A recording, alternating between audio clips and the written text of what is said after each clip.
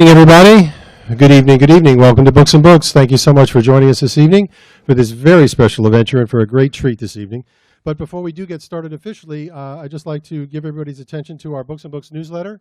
Please pick up a copy of this. Of course, tonight when you're buying one of Ken's books, either of Anna Forever or of the Bok Tower Gardens, a beautiful new book about Bok Tower. Pick up a copy of this. This will give you a rundown of all the wonderful events we have at Books and Books every night of the week. Don't forget the Mime International Book Fair, of course, coming up November 17th through the 24th. You never want to miss that. If there's an event that you cannot make, we are now live streaming most of our events on the internet. You can always go and watch an event that's already been recorded, or you can watch an event live, and you can always call us here at the store and get a book autographed as the event is taking progress so that we can mail it to you or hold it for you here at the store. But tonight is a wonderful presentation with Ken Treister and David Price and their book, Bok Tower Gardens, America's Taj Mahal. It's my pleasure to introduce David Price this evening. He's the president of Bok Tower Gardens Foundation. He's an accomplished wildlife sculptor and horticulturist. For 20 years, he was the director of horticulture at Bok Gardens. He's going to introduce our author, Ken Treister, our co-author this evening, Ken Treister. Please give your warmest Books and Books welcome to Mr. David Price.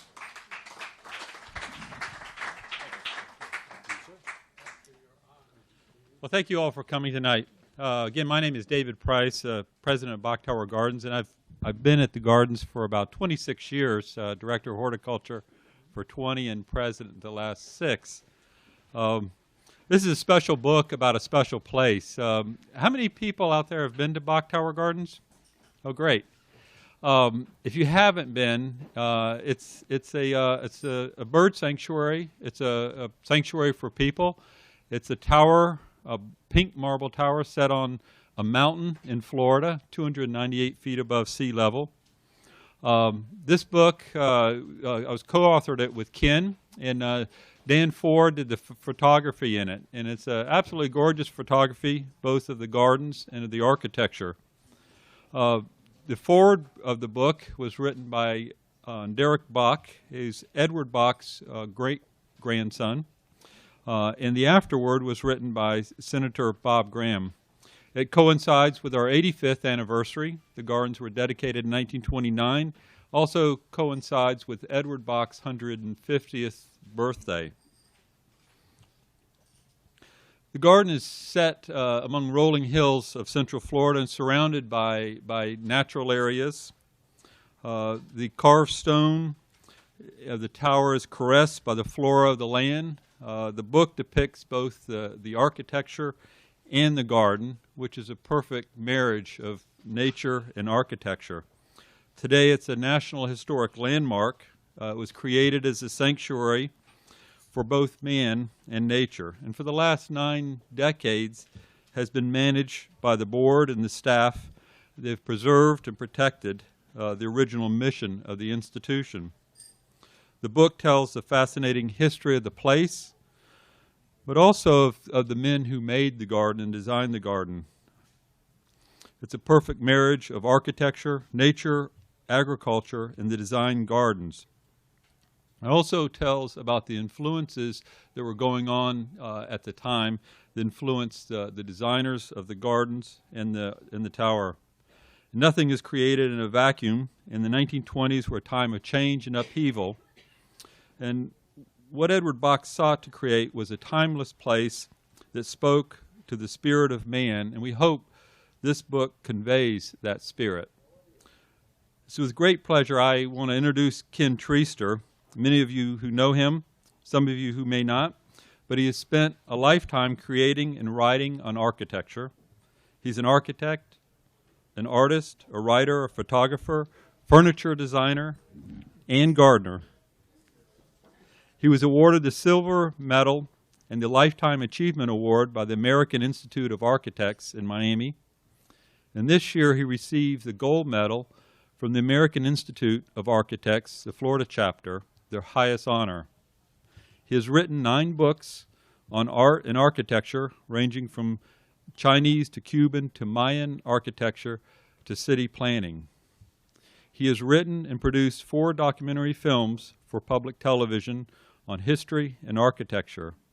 He designed and sculpted the Holocaust Memorial in Miami Beach. As an artist, Ken is represented in many galleries and public parks. And besides all this, Ken is generous of his time and talent to give for public causes, and he's a really nice guy and a good friend. Please join me in welcoming Ken Treister.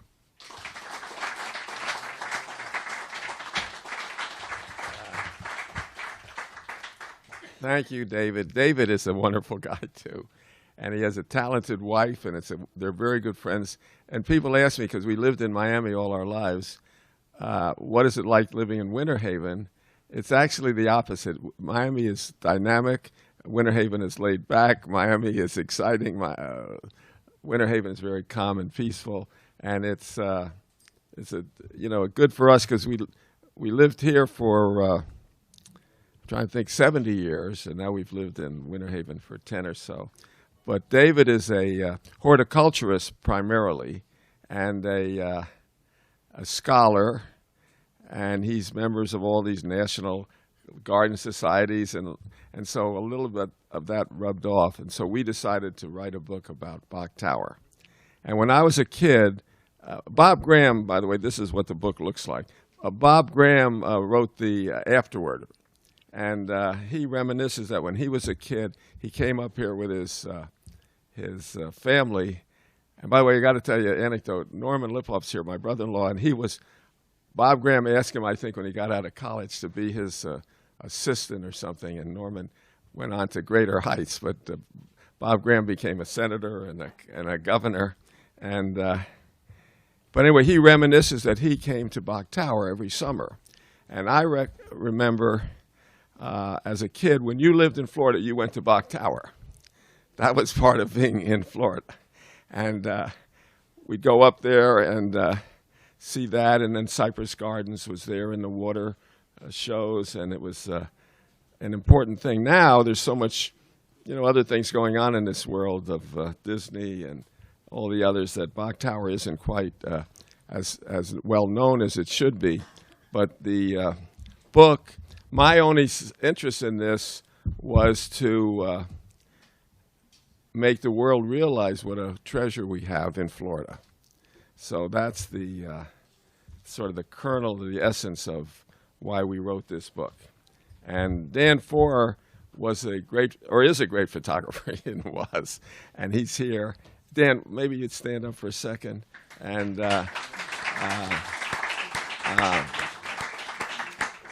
Dan was my photographer when I was a younger architect, I was always a younger architect. And he did my photographs, and he's a meticulous photographer. And so, whereas today with, iPhones, everyone's a photographer. And everyone's pretty good, and then with the editing machines and Photoshop, you can be a great photographer. And Dan is a meticulous photographer. And so when he took these photographs, which are in this book, and they're really fantastic photographs, they're not done with a little digital camera. Dan comes up with a large truck, painted black like he's wearing now.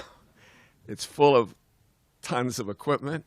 He has 2 young assistants who we mention in the book in the credits. And he sets a table up. He then sets his camera and his tripod up. He puts his computer on the table, and he starts giving orders to all these assistants, these 2 men who are skilled. And if you stay there for about 2 hours, at the end there's one picture. But it's a good picture, see. And the lighting, it's particularly easy today to take outside pictures. You have the sun and you have the trees and things. But interior photographs in architecture are very difficult. So I'll show you some in this slideshow. They have to be lit. And that means you can't use the natural lighting. You have to put artificial lighting. And years ago, it's coming back to me, I used to have photographs taken of my work, and they would set up maybe 20 or 30 stands. And on the 20 or 30 stands would be a reflector and a light bulb.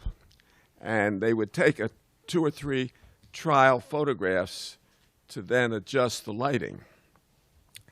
And there was one fella who I remember well, and he's still with us, but he was in charge of, you had to put on the lights, take a trial photograph, then someone had to go and unscrew each of these 20 light bulbs, put 20 new ones in, and you try another trial.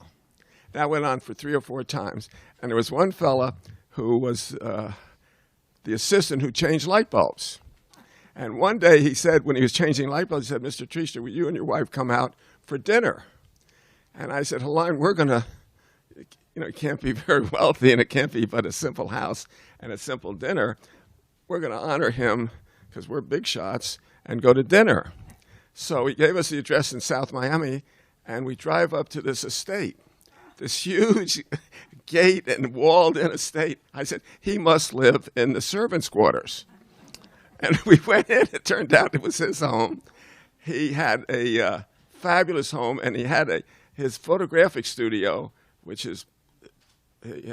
was locked. His wife couldn't go in. Only he could go in. He had a motion picture projector and a cinerama. He had everything. But his job was to change the light bulbs on my pictures.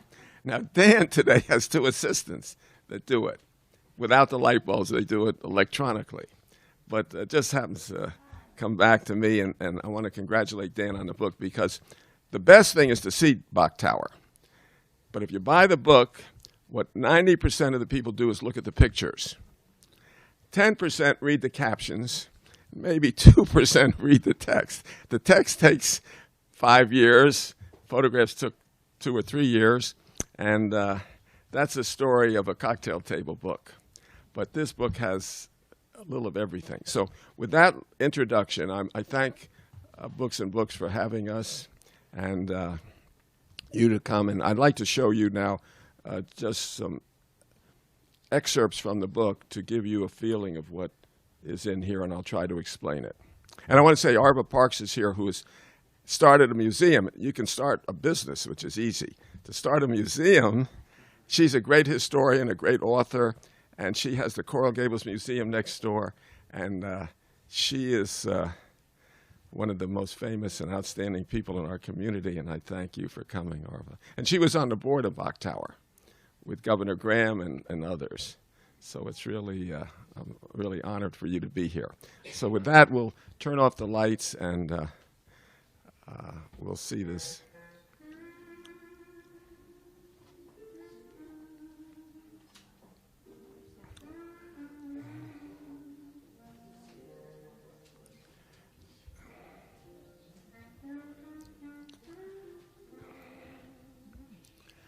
Now, Bok Tower is located in Central Florida, and it's one of the great works of architecture in the world. I'm sorry.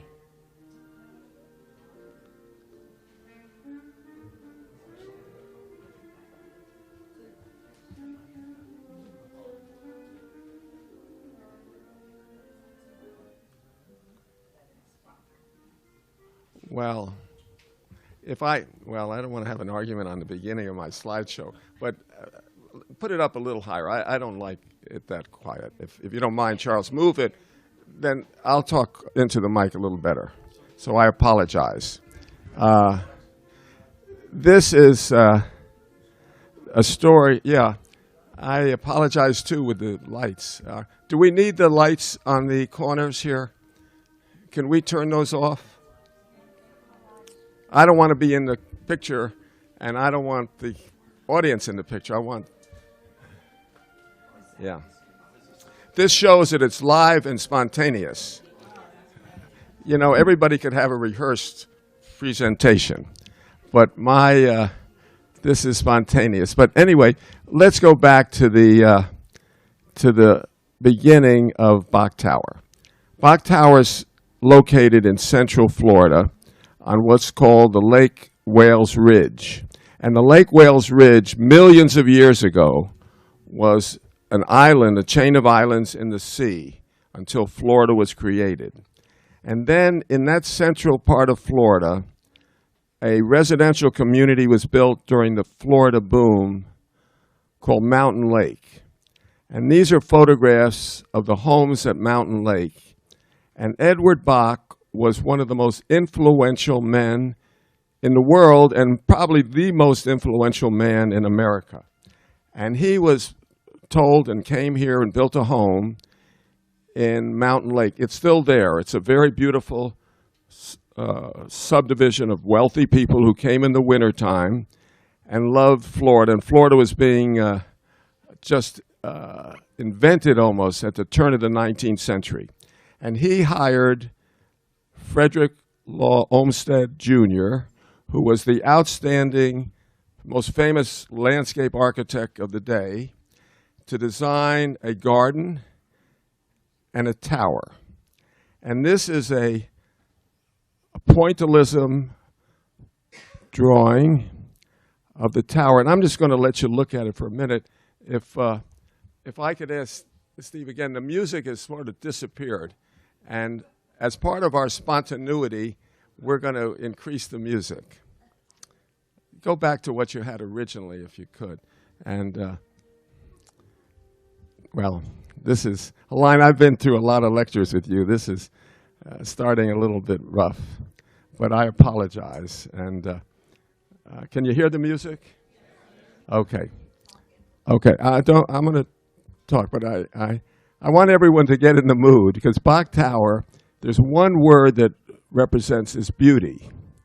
And today in the world, there's many things that aren't necessarily beautiful, but Bach Tower is stunningly beautiful. And this is a rendering done, and it was the favorite rendering of Edward Bach, and it shows the tower in the early morning when the sun is just coming up over the oak trees, and the shadows are being cast. And it's a monument that we compare with the Taj Mahal. And the Taj Mahal has become known as the most beautiful building in the world. And so Edward Bach wrote a book, and he named it Bach Tower, America's Taj Mahal. So we use the same word, Bach Tower Gardens, America's Taj Mahal. And in this work is a gathering of artists who put the most beautiful sculpture and ironwork and ceramics and architecture and history together. And this is an example of a map of Florida above the fireplace in the owner's room. And it was done at the time when the building was under construction. And that was during the late 1920s. And it finally was finished in 1929, and it was inaugurated by the President of the United States, Calvin Coolidge. Calvin Coolidge was one of the great presidents of America, and he came to Central Florida to inaugurate this building. There were 75,000 people coming. There was a choir of 1,000 voices. This is in a little rural community of Lake Wales. This is Central Florida. And this is a photograph. We start with the history in the book of Bach Tower. And this choir sang, and then President Calvin Coolidge gave an address from one of the balconies. And then after the Bach Tower was inaugurated, it became a Central Florida historic monument. And here the Seminole Indians came every year, and they were honored. And they honored the folklore of the Indians of Florida. And then later, the Boy Scouts of America came here every year for a jamboree. And they actually had a merit badge, the Bach Tower Merit Badge. And then we now go to the gardens. The book is divided first into the history, then it goes into the beauty of the gardens. And Frederick Law Olmsted was the son of the founder of American Landscape, who did the Columbian Exposition in 1893 and did all the great things, but particularly Central Park. So if I know you've all been to Central Park, And Central Park is the heart of landscape architecture in Florida. And Frederick Law Olmsted Sr. did it, taught his son, and one of the things that Olmsted did was to capture nature in its authentic form. So the paths and walks and the flowers and the trees were all man-made. They were, I mean, not man-made, but brought there to the site. And so he created this natural setting. So he didn't just take a natural beauty, but it was a combination of man and God working together to create a garden. And the garden is captured by Dan Foer in these photographs. And of course, they're taken in the wintertime when the azaleas are blooming. And it's a particularly beautiful time to visit Bok Tower. Now, Edward Bok lived in Mountain Lake, and he used to take walks on top of this mountain. And it's called Iron Mountain, and a little bit in the book about how it got its name. There's no real mountains in Florida, but this is the highest place we could find. And when he was there, he envisioned, he was wealthy, he was prominent, he was retired, he was the publisher of Ladies' Home Journal and the editor, and he was so influential that if he had an idea to make the world better or America better, he could get that idea across to the people in America. It was the first million person magazine. And so he decided to give a gift to the American people. And he was great enough and smart enough to say that I will create a sanctuary of beauty, a sanctuary for birds, migratory birds, a sanctuary for people to go to get away from the mad crash of Western civilization. So he built this garden, and he hired Frederick Law Olmsted Jr. to do it with the proviso that Frederick Law Olmsted would be on his own, would not be encumbered by committee, by an owner, but he could express himself completely freely. So he did that, and that's why this garden is so beautiful. Then he decided to build a tower in the middle of the garden, and the tower became really a musical instrument because it has within its bosom the carillon. So it's a tall tower, has the feeling of a Gothic tower. It has filigree sculpture on the top, which allows the music to radiate over the landscape. And it combines architecture, music, nature, creativity, all in one. And the story of creation is the theme of this tower. So you see how animals were created, and man was created, and Adam and Eve was created. And all that is done in multicolors, in ceramics, and in filigree, and all of that is captured in these photographs in the book. And then you have the details, which are Gothic details, but they're also based on the Art Deco, which was popular in the 20s. And the one of my favorite sculptures is this of a man feeding the birds. And it was very popular at the time. Carter had just uncovered King Tut's tomb in the 20s. So part of Art Deco was imitating the Greek art, Egyptian architecture and art, and that's very prevalent in the art of Bok Tower. This is the Sundial, which is an amazing work of sculpture, and it tells about the day that the Bok Tower was inaugurated by the President of the United States, and the one theme it was is a gift to the American people. Now, boy, think of it. Think of your lives. how many people are capable of giving a gift to the American people? So we have that gift. And this book tries to portray the beauty of that gift.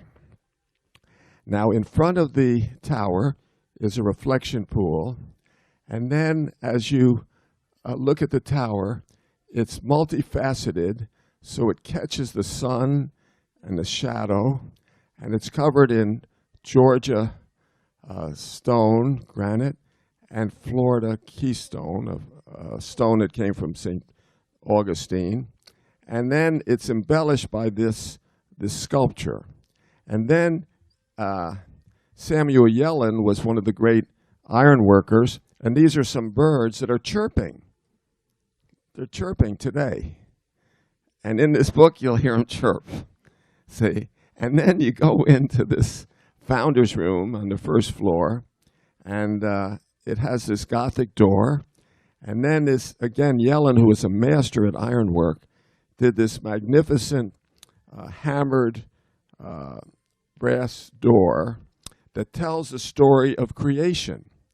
And in the book, we have the series of all these different illustrations, which includes Adam and Eve, and includes, this is Adam and Eve and the snake and the trees, and all this is done exquisitely.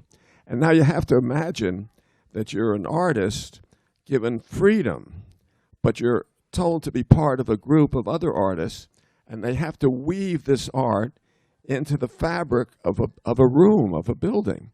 So it has to be coordinated, it has to be fit together perfectly. So in the founder's room, there's this floor, which I call a ceramic carpet. And then as you look to the rear, you look up and you see this beautiful Gothic room with beautiful stonework and brickwork in Gothic arches.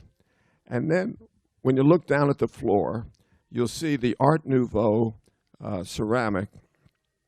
The Dulles Allen was the ceramicist. Most of these artists came from Philadelphia, where Edward Bach lived. And in the center is the Star of David, and then around it is a tree, which radiates like an oak tree with hanging moss, which is part of the symbolism of Central Florida. And then you come back to Yellen's handiwork, and you start to see the details of the stairway and the sculpture. So here is a marriage of art, architecture, and craftsmanship that is unique. To be honest, most modern architects today, build a sculptural shape, and they don't go into the details of refinement that this did. So they say that in 1929, when Bach Tower was inaugurated, it was maybe the end of the golden age of architecture. Because since then, very few people have had the energy and the creativity to make such a beautiful statement. But these lanterns, for instance, were done. And then the carillon was built in England by the most famous at the time carillon builders, and brought to Jacksonville, and then brought by special train to Lake Wales, and then put into the tower. So it's a beautiful thing, and every day there's a carillonneur, now a new one from Belgium, who comes and plays these carillon music, and it radiates through the whole garden. So you have the combination of architecture, landscape, birds, reflection, light, Florida sun, trees. It's a refuge. Now, the wonderful thing that happened after it was inaugurated, Bach Tower was smart enough to buy one of the homes at Mountain Lake. Mountain Lake, again, was the community you saw before that Edward Bach lived in. It's still a viable community. And they bought Pinewood Estates. And now you can walk from Bach Tower through a garden to Pinewood Estates. So in the book, we've separated first the history, then we talk about the gardens, then we talk about the building, then we talk a separate chapter on Pinewood Estates. And Pinewood is the opposite, in a way, of Bok Tower. Bok Tower is a tall, vertical monument, and Pinewood is a horizontal residential house. And it was typical of the wealthy people in America coming to spend their winters in Florida. And they would build these Mediterranean-style, romanticized, humanistic houses. And it had all the characteristics of a villa in Italy or Spain. And it would have that romance. So Palm Beach and early architecture in Miami, in Coral Gables, used this style. And here you have a contrast. You have this great lawn in the one side of Pinewood, and it's just beautiful grass, and it's defined by trees, and it has a little creek.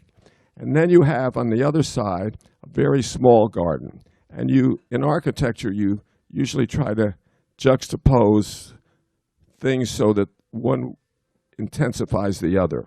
So this little frog fountain is part of the small garden. So on one side you see this big lawn, on the other side you see this very delicate garden with a grotto. And the frog fountain was bought in Havana. There was a close affinity between Florida and Cuba, and then later between Miami and Havana. So there was this marriage, and therefore when you go into the interiors, which our book does, of Pinewood Estates, you see the Andalusian tile from the Alhambra. And that tile was bought in Spain and was brought to Florida, and then it embellishes this retreat. And this is the living room, and during the wintertime, when people came here to get away from the cold north, they would have concerts, they would have recitals in the living room. And then there was this breezeway in the center, the fulcrum of the house, where the walls opened up, and you would have a breeze coming through. And on one side, you could see the small garden and the frog fountain. And the other side, you saw this great lawn. So it was a wonderful time. And the families would come down with servants. They had the butler and the upstairs maid, the downstairs maid, the laundry maid, the chauffeur, the cooks. And it was in grand style. And every night when they went for dinner, the head butler would come out and say, "Dinner is served." And in those days, it was black tie every night for dinner. The children ate separately. And this is the dining room that they ate in, with one of the several fireplaces that they lived in. And then they could look out from their dining room on this small garden, this Chinese garden, with a Chinese, they call it a Chinese door with a fountain. And it's an enclosed space. So you have, again, the contrast between a very confined and a larger landscape. And then in the living room, there's a smaller area with a low ceiling. And this would be where you would sit and listen to the radio. And if you're old enough to remember, radio was an important part of our lives. And here is the radio that's still in this room with this beautiful Art Deco work of ceramics. And it brought back memories to me when that was an important part of our lives. So this is the cozy. And then upstairs are the bedrooms, which overlook the gardens. So Pinewood is a wonderful juxtaposition, serves as juxtaposition with the tower. So you have an experience that we're talking about. And then in the book we have, the last section is the influences, the aesthetic movement, the arts and crafts movement, regionalism. And we try to say what created this environment for almost the last part of the golden age of architecture. And if you go to St. Augustine, you'll see Henry Flagler's hotels, which are, again, in the style of what we call romantic style, the Romanticism. And then next to, near Bok Tower, is Frank Lloyd Wright's work. And one of the enigmas we talk about in the book is why Edward Bok, who was a friend of Frank Lloyd Wright, didn't use Frank Lloyd Wright to create his building. But Edward Bok was one of the great leaders of America. He had a slogan, which is very important, that his grandmother taught him. Make you the world a bit better and more beautiful because you lived in it. That's his slogan. So I want you to just see a few slides now of the beauty, and just think about the word beautiful and Bach Tower.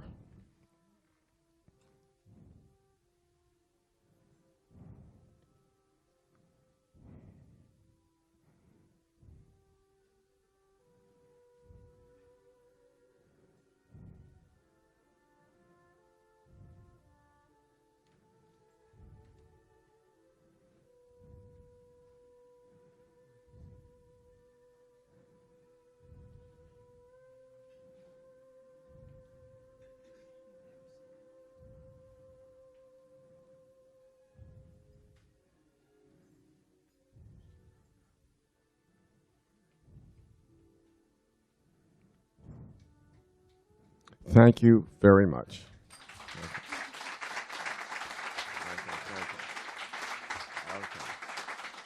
Thank you. And I thank you for coming. Anyway, thanks. And I'm going to turn this back over now to Books and Books, and I appreciate their help. By the way, I did do, as you may, I'm going to plug some of my books. I did Havana Forever, which is still around, and it's if you want to know about Havana, this is the book. The Maya book, I was hoping they'd have a book I could show everyone. They said it was sold out, but they're going to get some more. And then we have the Bach Tower book. And then I did a third book this year, which will come out in a few months, on Easter Island, on the architecture and the archaeology of Easter Island. So this is my year for doing books. And Books and Books is a great venue to express it, and I appreciate it. Thanks, everybody. That was wonderful, Ken. Thank you so much. For those of you who do not have your book, please buy your book. It's gorgeous. The slideshow is only a small representation of this beautiful book. Ken will be signing them for you. We'll be sitting outside signing. The books are for sale behind the counter here. Also, as he said, Havana Forever. We have this as well. If you're watching online, call the number below, order a book from us over the phone, and we'll get one signed for you. Thank you all so much for coming.